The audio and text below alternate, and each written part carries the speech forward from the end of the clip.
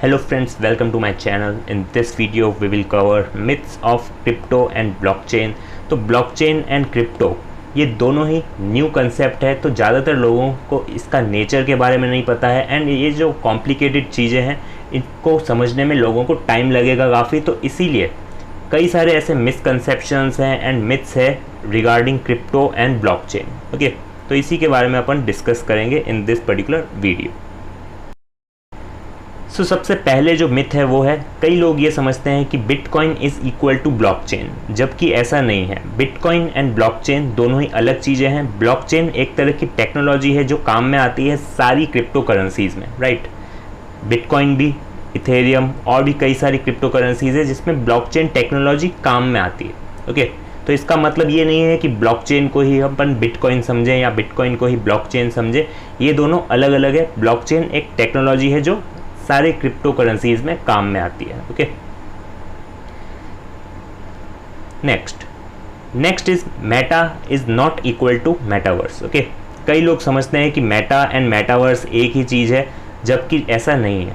Because Meta जो है ये एक तरह से फेसबुक ने अपने आप को रीब्रांड करके मेटा नाम रखा है, जबकि मेटावर्स जो है एक ब्रॉडर कंसेप्ट है जिसमें अपन थ्रू VR टेक्नोलॉजी इसको एक्सेस कर सकते हैं, इस पर्टिकुलर मेटावर्स को। ओके, तो ये दोनों भी अलग अलग चीज़ें हैं, मेटा एंड मेटावर्स। नेक्स्ट, कई लोगों के मन में ये मिसकंसेप्शन है कि सिर्फ एक ही मेटावर्स हो सकता है, जबकि ऐसा नहीं है। Because metaverse is not subjective to one world, there are more than 1000 metaverses. जितनी भी बड़ी बड़ी कंपनीज है लाइक गूगल हो गया, एप्पल हो गया, माइक्रोसॉफ्ट, ये सब अपना अपना एक मेटावर्स बना रहे हैं एंड ऐसा ज़रूरी नहीं है कि सिर्फ एक ही मेटावर्स होगा, कई हज़ारों मेटावर्स हैं। Next myth is all blockchains are public, जबकि ऐसा नहीं है। सारी ब्लॉकचेन पब्लिक नहीं होती। भले ही ब्लॉकचेन जो है वो क्रिएट की जाती है not to be controlled by a single entity, decentralised रखने के लिए, but to increase security and scalability कुछ ब्लॉकचेन्स को हमें क्या करना पड़ता है, सेंट्रलाइज्ड मॉडल पे ले जाना पड़ता है। Best example is ripple. Okay, ripple जो है वो एक प्राइवेट ब्लॉकचेन है, रिपल XRP। तो ये एक एग्जांपल से आप समझ सकते हैं कि कई ऐसी ब्लॉकचेन्स होती है जो प्राइवेट भी होती है। Okay, while fully decentralised network भी हैं जैसे इथेरियम, जिसको पब्लिक ब्लॉकचेन कहा जाता है, बट इसका मतलब ये नहीं कि सारी ब्लॉकचेन पब्लिक होगी। ओके,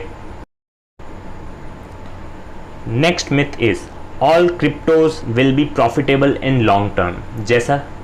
जैसे बिटकॉइन है, इथेरियम है, डॉज कॉइन है, ये सारे कॉइन्स जो है या क्रिप्टो करेंसीज जो है, इनमें से सारी क्रिप्टो करेंसीज प्रॉफिटेबल हो लॉन्ग टर्म में, ऐसा कोई ज़रूरी नहीं है।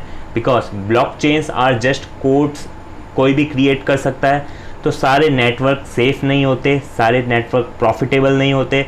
Future and growth of any cryptocurrency only be determined by their structure, technology, utility along with many other factors. Okay, तो ऐसा कोई भी ज़रूरी नहीं है कि कोई भी क्रिप्टो करेंसी या कोई भी तरह का क्रिप्टो हो वो प्रॉफिटेबल ही हो लॉन्ग टर्म में। Okay, next myth is all decentralised networks are secure.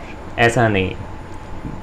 जितना सेंट्रलाइज्ड नेटवर्क जो थे, जितना उसमें भी खतरा रहता था अटैक करने का, प्रोन टू अटैकर्स, हैकर्स, उसमें भी हैकिंग वगैरह हो सकती थी, उतना ही रिस्क डिसेंट्रलाइज्ड नेटवर्क में भी है, उतना ही इसमें भी अटैक कर सकते हैं हैकर्स। इसमें ऐसा नहीं है कि ये डिसेंट्रलाइज्ड है तो एकदम फुल्ली सिक्योर्ड है, कोई भी तरह की हैकिंग या फिर किसी भी तरह का बग वगैरह नहीं आ सकता। इसमें भी सेम वही चीज़ें हो सकती है जैसा सेंट्रलाइज्ड नेटवर्क्स में था। ओके, तो इसका मतलब ये नहीं है कि कोई भी करेंसी या कोई भी चीज़ डिसेंट्रलाइज्ड नेटवर्क्स से जुड़ी हुई है या फिर डिसेंट्रलाइज्ड टेक्नोलॉजी उसमें है, ब्लॉकचेन टेक्नोलॉजी तो है तो वो फुल्ली सिक्योर है। ओके, ऐसा बिल्कुल भी नहीं है। जितना सेंट्रलाइज्ड में रिस्क रहता था उतना ही डिसेंट्रलाइज्ड में भी रिस्क है। Okay, next myth is everything in blockchain is currencies. जितनी भी ब्लॉकचेन है उसके में एक टोकन्स होते हैं, तो ज़रूरी नहीं कि वो जो टोकन है वो सब में करेंसीज की तरह ही हो। लाइक बिटकॉइन जो है उसमें क्या BTC जो है वो एक तरह का करेंसी की तरह अपन यूज़ में लेते हैं, राइट। बट ऐसा ज़रूरी नहीं है कि सारे ब्लॉकचेन में जो भी टोकन्स हैं वो सारे करेंसीज़ के फॉर्म में हो। कई ऐसे भी होते हैं जिसमें यूटिलिटी के फॉर्म में होते हैं, जैसे कि एक ब्रेव ब्राउज़र है जिसमें बेट इसका टोकन है जो यूज़ में आता है एज अ यूटिलिटी, राइट। कैसे?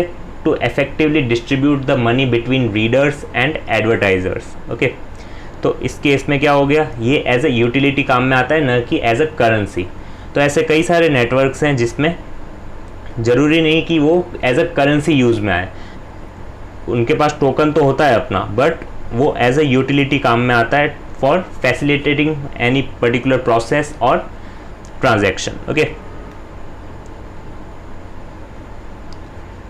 if you want more videos like this related to stock market, finance, taxation, then you can subscribe my channel.